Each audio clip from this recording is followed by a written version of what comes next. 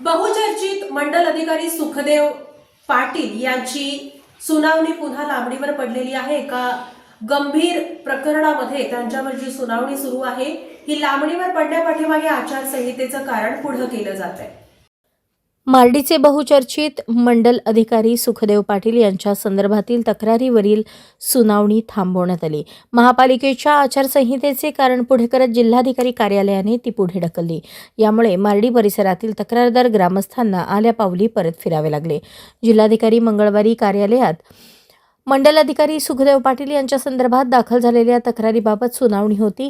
जिल्हा परिषदेचे माजी अध्यक्ष बळीराम साठे यांनी या संदर्भात तक्रार दाखल केली होती।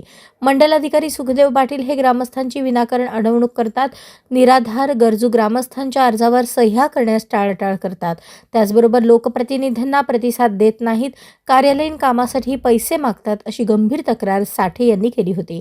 या संदर्भातील सुनावणी मार्डी परिसरातील जवळपास 20-25 ग्रामस्थ मंगळवारी जिल्हाधिकारी कार्यालयात दाखल झाले। मात्र तत्पूर्वी तहसीलदार निलेश पाटील यांनी जिल्हाधिकारी यांची भेट घेतली। यानंतर आजची सुनावणी पुढे ढकलण्यात आल्याची माहिती साठे आणि ग्रामस्थांना दिली।